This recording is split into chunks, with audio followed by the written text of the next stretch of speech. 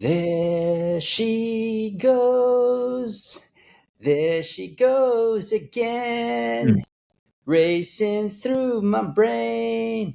And I just can't contain this feeling that remains. There she blows. Ooh, There she blows again, again.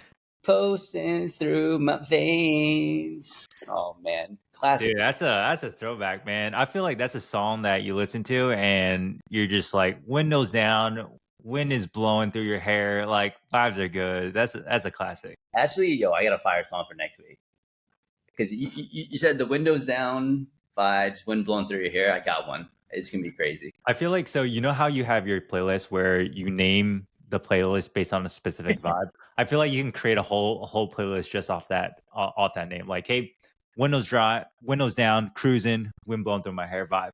Oh my gosh, dude! I actually the whole thing you just mentioned about vibes. I was listening to a great podcast. I shared it on a newsletter, but he was talking about how to create a pitch, and it was a very systematic process. But he says you have to end with an emotion.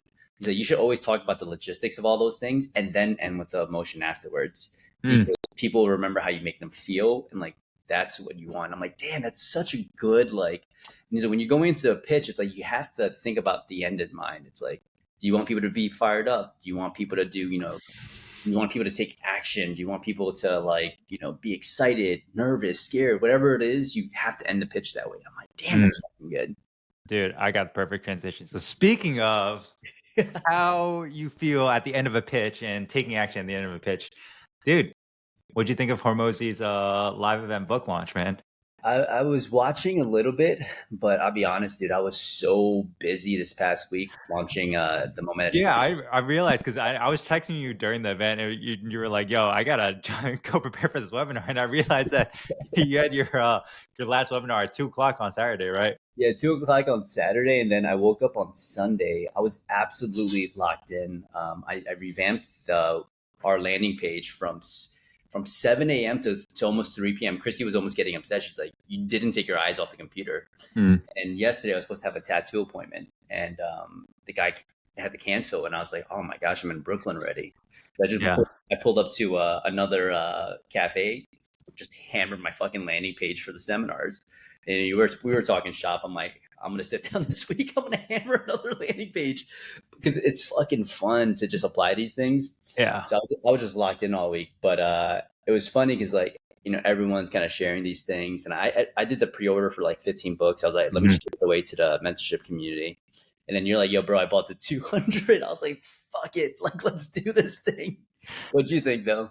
Dude, I mean, I could probably just like watch his delivery and, there's a lot of really good takeaways in terms of, hey, like, what's the proof and promise first, right? Or just of his overall presentation, proof and promise first, everything that he's done, and then why, like, you should basically buy the book. And then, his overall, like, value stack techniques. I know we implement a lot of those things, but I just feel like every single time he gives one of these like public webinars and public pitches where, let's sell to many, I could basically kind of just like study that and just do multiple takeaways. But I mean, of course, man, big Hormozi fan, been watching his stuff for like the last 2-3 years, man. So anytime he comes out with something available to buy, I'm gonna buy it. But yeah, I like stared really hard at the upsell after the 6K. All right, so after the 200 bucks for the 6K, there's another option after that where you have the option to buy 800 bucks, but right, you can basically credit what you bought for the 200 bucks towards the 800 bucks. So instead of it being like 24K, it would just be 18K. And I thought so hard about it. I was like, man, should I do it? Should I do it? Ended up not doing it, but I think I'm overall really, really happy with the donation, right, of the 200 bucks to the entrepreneurs across the world. But I think it's going to be really good with those tactical playbooks that he's got in those bonuses, man. Dude, I was cracking up because remember I called you yesterday. I'm like, yo, Peter, we gotta give it away like by tomorrow. Yeah. So with the 200 bucks, I think it's like it's August 19th, 2026. You had to give it away, and Andy thought it was August 19th. But dude, can you imagine trying to give away 200 bucks in the span of like basically 24 hours to 48 hours? Like that would be insane, man. Well, that's why I was like, fuck it, I'm just gonna put this on my story. And then once you're like, yo, bro, read it again, I'm like, oh, I'm taking it off my story. Like, but I just hit up a bunch of homies, a bunch of friends in the industry. Obviously, like everyone in our mentorship group and in the Go Getters, just threw the link up there, like, yo, just take what you got. Mhm. We haven't even exhausted half the books we have, so Peter still got like 200. So we'll figure out what to do. Yeah. Anybody wants a book hasn't got one yet? Just let us know. We'll go ahead and ship you one for free. But dude, let's talk about like the amount of like follow ups and posts that you made about it, man. Yeah, 'cause I think, dude, I've and again, I've overcome this a little bit, but I definitely haven't overcome it completely. The whole aspect of like, don't like pitch too much, and like I think it came at like the perfect time because like I'm so like nonchalant with some of like I usually go most of the email newsletter, and then that's kind of how I approach things, right? Mhm. And I have the number right now, and I'll share my screen. Like, well, I won't share my screen, but I'll throw this up soon. But I've generated over right now the number is $765,053 just email marketing, Mm.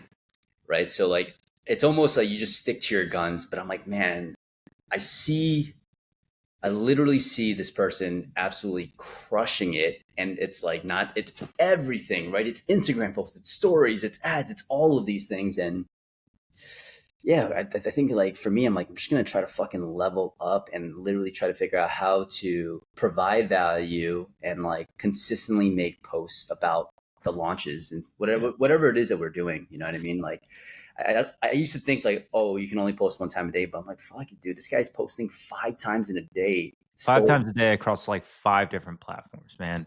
I think one of the things he does really, really well is just the amount of sheer volume of like the amount of shit that he does, right? Whether it's like, hey, the amount of like ad spend. I think over the course of the 60 days leading up to the event, I think he showed he spent basically, I think like 2 mil to 4 mil on just on ads for the book launch, right? And then also too the amount of like posts that he made specifically for the book launch leading up to it. The amount of stories and the amount of emails that I got in my inbox reminding me of the like when the launch is going to go live and when it actually did go live, when the bonuses were coming out.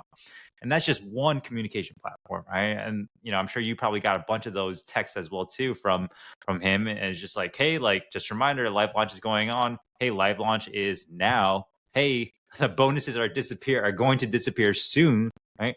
And so I think it's just a dude, lot of within times, like if 12 hours, it was like, dude, it was insane. It's probably like 20 texts over with span of like 24 hours, and all that amount of communication, right, generated him what like close to 150 mil over the course of 24 40 hours. I'm trying to say, I think he did like 3.3 mil in terms of like book sales. Let me do the math on this real quick. Times 29. Oh, bro, I almost want to vomit. how much? 95 uh 95 $95 million, $700,000. Yeah. I Three want point to, 3.3 million book sales at $29 each. Yeah, it's 95 right there. I'm sure. Yeah, he'll probably exceed that going to getting into 100 mil. Yeah. yeah, there's a couple of things I think like I'm going to be taking. And we do this naturally with like our webinar leading up to like the launch. It's like the webinar is meant to be like, we've had people like Q&A, people are like, when can I pay? I'm like, oh, it's not live yet. It's live on Sunday. So you're just getting people like riled up. It's like the Mhm. Apple launch, right? It's like they launched the product, but you can't buy it yet. You're just like getting people so riled up. And I want you guys, if you're listening to this, obviously keep listening to this, or maybe put it on pause, but go to his page and look at all the different types of content that he's posting about it, right? It's like everything is relating to the book. Some of these things are just straight up like just the book, right? Like there's not even engagement. Like the engagement tanks. But I think one thing that people get wrong about social is likes like likes and followers don't equal cash. And there's a guy that says this on Twitter, right? It's like you'll see some of the people that are doing extremely well, and like they don't have that many likes, and maybe they don't have that many followers, right? But they just know Mhm. how to fucking speak to somebody so well and make you want something really really bad. So like everything that he's doing, it's like he's done everything in the fucking book, right? He created a character like to represent the book. He's going through like tweets. He's going through like skits. He's going through stuff that's like super shareable. He made animations like, and it's constantly just making you like, oh my gosh, like I want this so freaking bad. So like whenever you launch something new, I think I'm definitely going to be screen recording and like studying some of the posts that he's done leading up to it. But yeah, so many takeaways, and I think the problem with like some of the things that we're launching, or maybe you're listening, you're like excited to do something. It's like you got to believe in that shit so much, right? Because if there's a Yeah. little bit of like, it's not that cool, like no one's gonna fucking buy this. Like he's literally saying this is gonna fucking change your life. This is gonna make you a ton of money. Yeah. And I feel like I've done that a bit, but probably not as much as I could. And Peter and I were always like trying to figure out how to make things better. Like before this podcast, we're literally just breaking down our landing page, like all the things that we're trying to provide. Because man, I truly believe Go Getters is going to change so many people's lives. And I'm like, I feel like we could do an even better job of communicating that. Yeah, no, 100%. Just putting out, dude. Should we just start doing like skits like Hormozi for our next live event? We should hire Yeah. $100 million, or what does he call them? The $100 million green men, in suits and stuff. But I will say, man, like I'm just excited for the upcoming months because, like, man, we had the live event, we got all the content back. We're gonna be posting a bunch of dope shit, and like, yeah, I don't know, you just get that feeling. You're like, yo, this like everyone in the room like was just like, yo, this is gonna be crazy when there's like hundreds of people. Yeah, and I think it's crazy because I didn't realize the amount of impact that we would have on like the people who actually showed up. Dude, like we sent out like a feedback form, right? To the people who went to the event, and like some of the responses have just been like crazy. It's just like like what are some of do you have like one or two responses that you got, bro? I feel like we I'm can, pulling it up right now because yeah, I almost fucking like because it's crazy because like from our perspective, at least I know for me and you, it's like it's information that we already know. So a lot of times it's really just like, all right, like this is good, like hopefully people find value out of it. And then we hear like some of the responses, and it's like, holy shit, like this shit like changed my life. I'm like, damn. Like, and so it's like, yeah, I think a lot of times too, it's like for us, like we almost kind of downplay the amount of like value that we provide. And same thing with like a lot of the physical therapists that are, maybe listening to this, like a lot of the stuff that because we're just like involved with it so often, we almost like downplay, oh, it's like, yeah, it's just me helping out with someone's back. But in reality, it's like changing somebody's life. dude, and that's why I tell people to collect testimonials, and that's why I also tell our team to collect testimonials. It's like the job is hard, and there's gonna be weeks where you don't Yeah. feel like you're a fucking competent PT, but like at least you have a body of work to show you that like you're making an impact. Like it literally, I just had a person write a review. It's like he had to cancel his race. He had to pull out of a 50-mile race, and then his leg was killing him. Like wasn't working well. He had a disc herniation, like some nerve issues, and he 6 weeks after he ran a full marathon, a full ultra marathon, 110 miles. And Sheesh. so it's just shit Damn. like that where I'm like, oh man, we're making a huge change. But yeah, check this review out. The first ever Go Getters Coaching Live event, truly an unforgettable weekend. Peter, Andy, Christy, and Daniel are all people you want to surround yourself with all the time. If there's one seminar I wish I could go to every weekend, this would be the one. Every single presentation added value to my current repertoire of knowledge, all actionable items that I can implement the same day, things that would actually move the business forward and provide me value for a lifetime. And guys, when you do this for like your patients, you're providing value for a fucking lifetime. You teach them how to squat, deadlift. All of these things are skills that transfer not just for your plan of care, but for a lifetime. Anyways, back to the testimonial. I genuinely appreciate the Go Getters Coaching Live event. Is the best thing I've ever invested in, and I've always invested in yourself. I learned that from the Go Getters. Since this event, my confidence as a practitioner and businessman have skyrocketed. Hold on, I just want to say, as a practitioner, you know what I'm saying? Like, we're not just fucking breaking down business stuff. We're showing you how to actually run evaluations. We're showing you how to communicate effectively with patients. And no one teaches you those kind of things. Mm-hmm. Got me out of the slump I felt like I was in for so long. Thank you to the Go Getters coaching squad and everyone who I had the pleasure of meeting. I can't wait for the next one. Sheesh. Come on now, hold on. We got a last one and we'll get into it. Andy, Christy, and Peter put on an amazing weekend with high-level content that will make any PT take their company to the next level. From sales to marketing to financial best practices, they had actionable items that you can implement right away. Guest speaker Daniel McKenna had the crowd fire up talking about mindset and overcoming obstacles. 10 out of 10 would recommend. How did it compare to other events? Much better. The socializing you don't typically get like this unless they're more long-term courses. It allows people to make more connections and network, which I think has just as many long-term benefits as the content. Like, dude. Hell yeah. Dude, I'm giving you a virtual fist bump and pat on the back right now because, yo, we crushed that shit. We fucking did it. And it's so fucking hard because while we're running the course, we're so in this like mindset of like, how do we make it better? Yeah. We're literally running it and we're thinking, how could this be better already? Like, Yeah, we're it's like, oh, we have to do that differently next time. yeah. So like we're super harsh on ourselves, and it's cool to be able to step back and be like, damn, we should be fucking proud. All right, now let's fucking crush the next one. Yeah. Well, I'm sure it's probably the same way that Hormozi's thinking, like dude just pulled in like 95 mil in fucking like 2 days. And he's probably thinking like, all right, cool. Like, how do I actually make my pitch better next time? Should I, do a longer stream next time? Like what are like the little things that, in his mind, he's self-critiquing to kind of make it better. But that's just, that's the name of the game. It's just like the best always just look for ways to continue to better their craft and like to take it to the next level. No, for sure, man. Love that. But man, yeah, we could riff all day about shit like this. But you got to take it to the next level, continue to get better at your craft. And you can't do that unless the patient actually comes to their door and comes into your clinic and you get to evaluate them and assess them. But there's so many barriers to that, Peter. And I think oftentimes it's like, what do we do when we get questions like, do you take my insurance? Or like, hey, do you offer these kind of services that you might not offer and that the patient might not need? But let's start with that one. Yeah, I think. And they're like, do you take my insurance? What do we do? Yeah, so I think it's good to provide, especially if you're training like your front desk or maybe even just for yourself if you're answering the calls.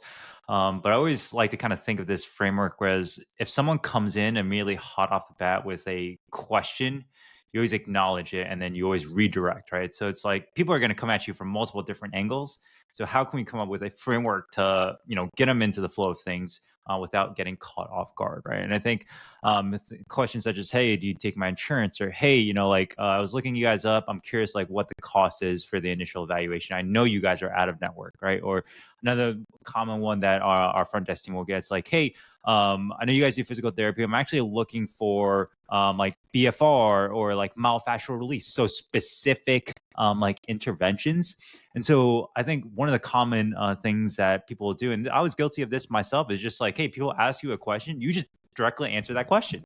So it's just like, it's almost like very natural. It's like, oh, you asked me a question, like how much does it cost? Yeah, it's X, Y, Z. Or hey, like, do you guys do like dry needling or myofascial release or X, Y, Z, intervention that they heard of online? It's like, oh yeah, of course we do it. But in reality, right, it's like oftentimes we don't even know if that's something that makes sense for them. And so we almost kind of have to loop it back to the beginning, right? Which is really, if you guys have kind of taken a look at the framework of our discovery call script, it's really just like first part is really just understanding what their current situation is and what their story is. So general framework that I like to use is just like, hey, acknowledge their question and then redirect it with another question, right? Because if you guys came to our live event, whoever is the question master directs the conversation and is in charge, right? So you always want to almost redirect and make sure you follow up your statements with the question. So it's like, hey, totally happy to help answer your question on insurance. A lot of our clients actually do have insurance. Before I go into that, is it all right if I ask you a couple of different questions about what actually is going on? And so you can kind of address it like that. Another one on the cost is like, hey, we have a couple different options depending on, what program or plan that you go into. Before I get into that, can you tell me a little bit more about what's actually causing you to, call in the first place? What are you looking to get help with, man? And same thing with the one on, different modalities. Like, hey, like, yeah, just curious, like, what are you hoping to, get resolved with, XYZ intervention? Can I ask you a couple questions on that? And so just being curious, being inquisitive, but kind of that's like the overall general framework is just redirect or acknowledge, right? Hey, I'm definitely going to help answer your question. Before we do that, can we rewind a little bit? Right? I just want to make sure it's something we can help you out with. Yeah, and I think there's two, like, before you're like You're probably like, okay, so we're gonna be shady salespeople. That's not the whole point, right? I think when you're thinking about sales, you're someone's got a problem and you're trying to figure out if you can provide a solution, right? And oftentimes it's like there are there are a lot of people that like they wouldn't even qualify for insurance if you didn't lie in your notes, right? Like if you can do your activities to daily living, like insurance is not going to cover high performance things.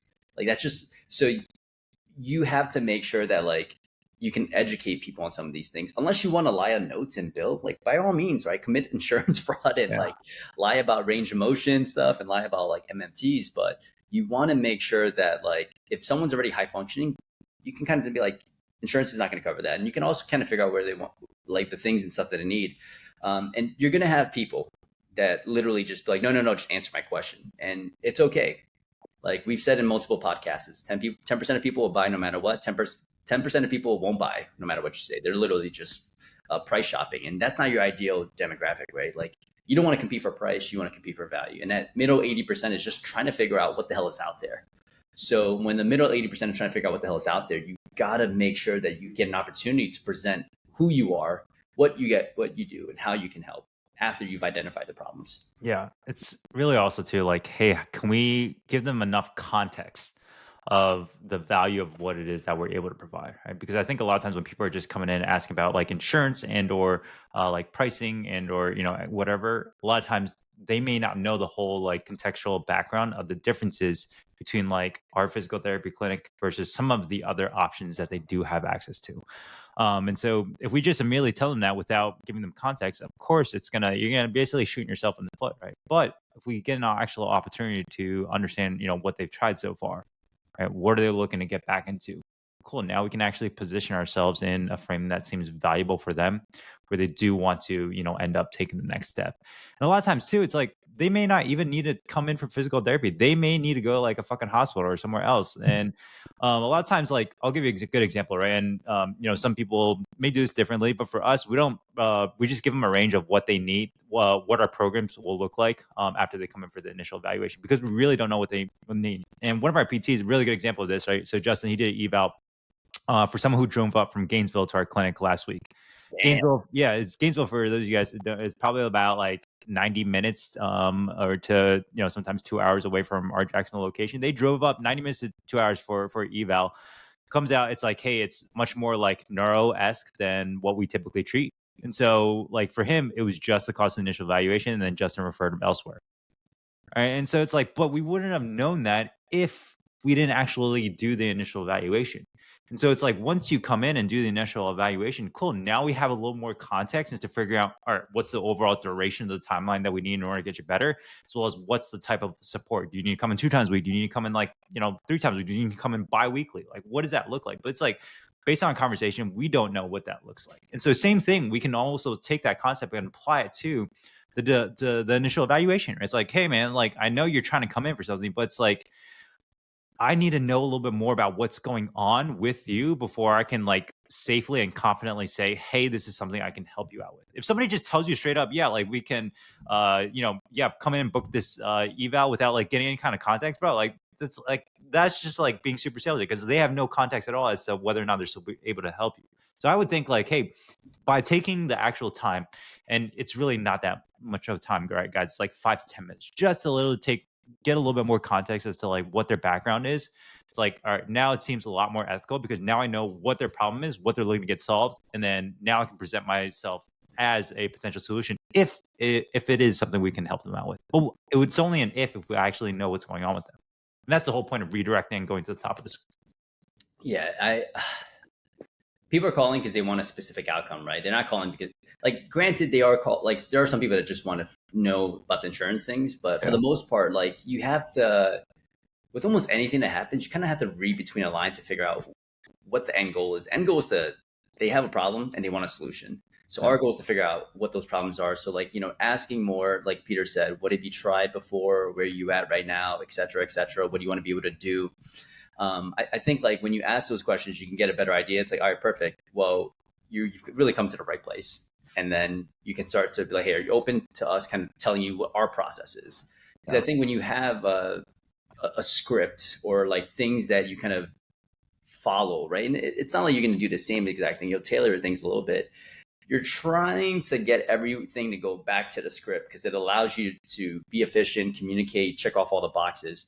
It's kind of like, you kind of have like your signature exercises or progressions that you utilize, but in the beginning stages of rehab, it's like you're doing a lot of things to eventually go back to that 80-20 or the main movers that are going to get someone back to their goals.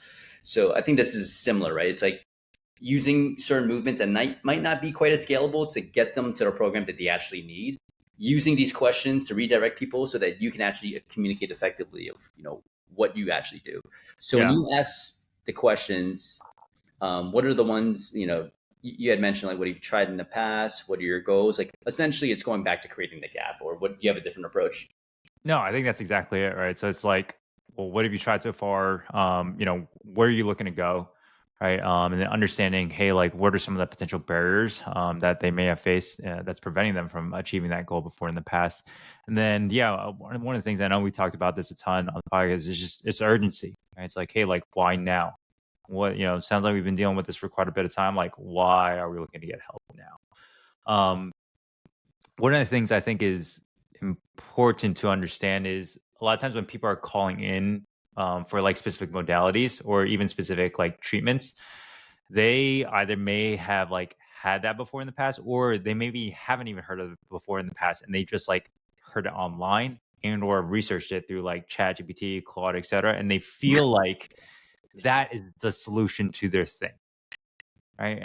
But a lot of times, like in reality, they may not even need that, and so I think it's really just the core. The good thing about kind of redirecting towards that, it's like when you ask them, when you loop back to like what their end goal is, like, hey, like at the end of the day, what are you hoping to get achieved through this one modality or this one treatment? Because I think at the end of the day, it's like they don't really care if it's XYZ treatment modality or if it's through like a personal trainer or a chiropractor or a physical therapist that's helping them get to their end goal. They just want to be able to get to the end goal, and so we're just able to kind of help uncover what that is a little bit better if we hold off on answering that question immediately and then loop back to the beginning. Yeah, and I think there are a couple of things that like I always talk about, right?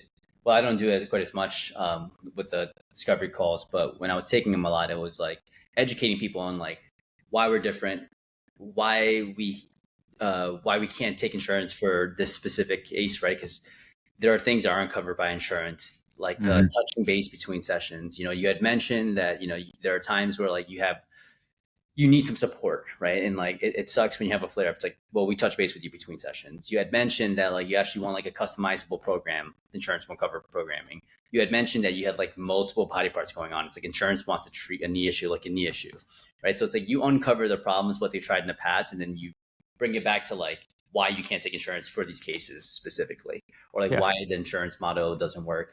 And sometimes like you can kind of hear in someone's voice like that they're frustrated with insurance, and you can just literally say like, oh my gosh, I hate insurance, it's so complicating. They're like, me too.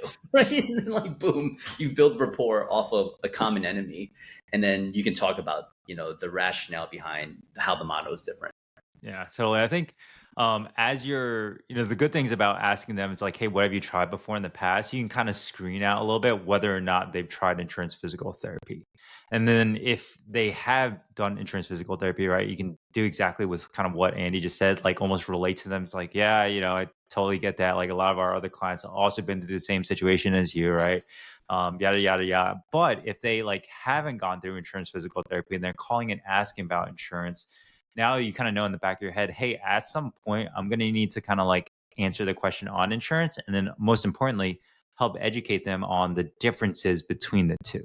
And again, our goal isn't initially to convince them that, hey, like we're the better fit. It's really just, hey, we're showing them the differences of what we do and what insurance would cover or the in terms of like overall experience. And at the end, I always like to follow up with the questions like, based on that, which one do you feel like would be a better fit for you based on the goals that we're trying to get back to? We just place the ball back in their core. And at the end of the day, if they haven't tried insurance, like, yeah, if they want to go ahead and try that first, like that's totally fine. One of the quick sidebar, one of the cool things that we're doing on the back end now for my practice, we're basically creating like a massive like Canva template deck on just like Google reviews of other people who have gone to traditional insurance physical therapy first, haven't had a good experience and then come here. And it's like we have probably close to like 20 to like 30 different ones specifically talking about that. And so now, like, we still let them make the decision on their phone, but now we just have an additional resource that we can provide them with that educates them on, hey, here are some other people that have also been in your shoes, all right, that were considering insurance versus out of network. And they also too decided to try out insurance first. And this is what they had to say after. And it's just like, hey, overwhelm them with that. Hopefully, they understand and then they they come back in. But if not, they want to go test out. That's totally cool too. Yeah. And there's two things that you can kind of do, right? Um, like if someone hasn't been in an insurance model, you can start to educate them on like what that looks like. It's like, hey, most of your sessions are going to look like this. You're going to get an heat or ice pack. You're going to have some e-stim, some basic exercises that like literally come out of a copy machine. Everyone's doing the same thing. You're going to have 3 to 4 patients like being seen in the same hour as you. And like, honestly, your physical therapist won't even be looking at you. They're going to be doing documentation and your stuff is going to get carried out by like an intern. But that's how we're different, right? And you don't obviously say that unless like they've never tried insurance before. But your goal is to essentially tell them those things because later on, like we're always playing the long game. If they like, you know what, I want to try insurance first, it's like perfectly fine. But you've already communicated to them why it sucks. And then when you follow up with them, like, hey, just want to check in to see how you're doing, right? Because initially it's super hard to sell to someone that hasn't done physical therapy before. But these are like leads that you absolutely have to follow up with, right? Because most likely when you follow up with them, they're gonna be like, this fucking sucks. Like, and everything you said was so much better. So like always keep in the back of your mind, like, because you can kind of tell by someone's tonality where like, okay, like I literally, I'm probably going to be trying insurance. It's okay. Educate on these things. It's the same thing as you would do with anyone else. You just guide them through the process, tell them, and then they'll be like, yep, this is exactly what Peter said. And I've had people who follow up like, within a week or two, and they're like, it's exactly what you said. Yeah. I had no time with the PT. Dude, I was just thinking. So right now, we're basically allowing them to, or not allowing, but they're going in and experiencing that first, right? And we're also almost kind of describing it for them. So maybe it'll be like a week or two before they actually touch base. Now I just thought of this now. What if we actually just tell them like, hey, when you're researching these places, here are some questions that you want to make sure you ask for. So that way you don't even actually waste your time going in and experiencing it. Right. Yeah. So I think like, hey, if we can almost prepare them with a couple different questions, like, hey, like I totally understand, hey, you want to check out some insurance. But when you do like go to like give them a call and get set up for the appointment, here's some things that I would definitely recommend you ask them to make sure like, hey, it's something that you feel like would be a good fit. What do you feel like would be some good questions for them to like ask like insurance places to make sure it's like, hey, it's a good fit? Because that way too, it's like, man, I'm almost thinking it's like, can we almost strategically do it so if they ask the question, it's like they already know what they're gonna get, and then now because of that, instead of so maybe they call us on today's Tuesday, right? They give us a call Tuesday, cool. They want to go insurance. All right, hey, I'm only call a couple different other places on like later today or tomorrow, and maybe like they call these places and it doesn't get them, or it doesn't sound like what they're looking for. Cool. Now maybe they can come back in on Thursday with us instead of like waiting another 2 weeks before they go in person to PT and then come back to us like 3 weeks later. Yeah, I think there's one thing that I just want to bring up just in case we run out of time. It's at the end when you're about to like someone's gonna go somewhere else. One of the things I always say, it's like if you go to another clinic and they tell you that like you shouldn't be doing XYZ or like that this is gonna take this long, it's like don't fucking listen to them. Like we've seen this, everything that you're talking to me about, we've seen this so often, and this is like people that we can help make drastic changes with immediately, right? So it's almost like you can speak with so much confidence and conviction at the end, because if they hear from anyone else, it's like, ooh, why are you deadlifting? Or like, ooh, your knee shouldn't go, whatever the bullshit that you typically hear at a typical clinic, you just remind them like, I am someone that will fucking help you, and this is something that is pretty easy to address. Questions that I typically ask is like, wherever you go, you should ask like, what is exactly what's going on? How do I like, what is the plan moving forward? How is everything that like we're doing actually going to get me back to my goals? Like very, very detailed things, and whatever your unique proposition is, right? Like we always tell people, it's like 95% of people that come in the clinic will feel better within their first session. You know exactly what's going on within their first session. You'll have a plan put in place. I'll tell you exactly what every subsequent session will look like, right? You're going to get a customized mobility plan, a customized strength plan, and then everything within those programs, I'll show you how it scales to things and how it's going to look like your exercise. So if you don't get something like that, you're an athlete. If you don't get that, you're not going to be able to get back to your sport. So make sure that you ask these questions, and I'll send you a follow-up text or an email so that you have it in place. Sheesh. Look at that value stack, baby. Value stack. Yeah. Where, how can I buy 200 of these so that I can donate to to But 200 of my other friends who need some PT? what are the questions that you go for? I was just thinking, man, like, hey, like, if you're calling a place, like, can you make sure you ask them, like, am I going to be seeing a physical therapist or am I going to be seeing an assistant? And then if I am going to be seeing a physical therapist, is it going to be one-on-one, or is it going to be other clients at once? And then if it is going to be one-on-one, for how long is it going to be? Is it just like 10 minutes or is it going to be for a full hour? Trying to think what else. Oh, is it going to be the same physical therapist every single time? Or is it going to be like, I'm seeing like 5 different people and I have to repeat my story every single time to the new therapist? What am I going to get on the initial evaluation?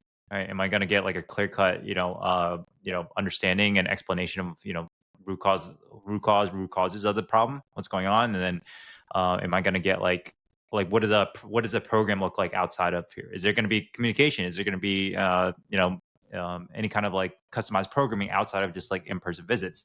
What does the facility look like?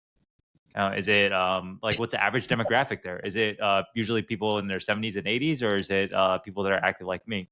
All right, cool. Tell me a little bit about the equipment that you guys have. You guys got like dumbbells. Oh, cool. How heavy is a dumbbell? Is it 10 pounds? Is it pink? So just like stuff like that, right? I'm just trying to think like how can we like give them like almost ammo where it like they can almost come to understanding like, hey, I don't even need to bother making an appointment here because it's just such a drastic difference. But yeah, I think that's gonna be like a resource I create. I think that'll be good. Just like almost answering or hey, questions you should ask before you call or when you call a PT place to make sure they're the right fit. And sometimes, like, if you know someone's got a pretty high training age, just be like, hey, listen, like, I know you're going to be looking around like different physical therapy clinics. And I would say, honestly, the one thing that you should look for is like when you enter that clinic or you're looking at pictures on Google, can you actually complete one of your training sessions in there? You know what I mean? Like, and then they're like, huh. And they're going to look around and be like, fuck, nothing has barbells, heavy weights, turf, or they don't have assault bikes, nothing. So it's like, because if you can't complete a training session in there, how are they going to get you back to training? And if you're in a space like there's not that many clinics that look like gyms, for sure. Right? So, and I think that's one of those things where people are like, oh, I'm like, fuck. All right, it's always we just want people to come to their own understanding.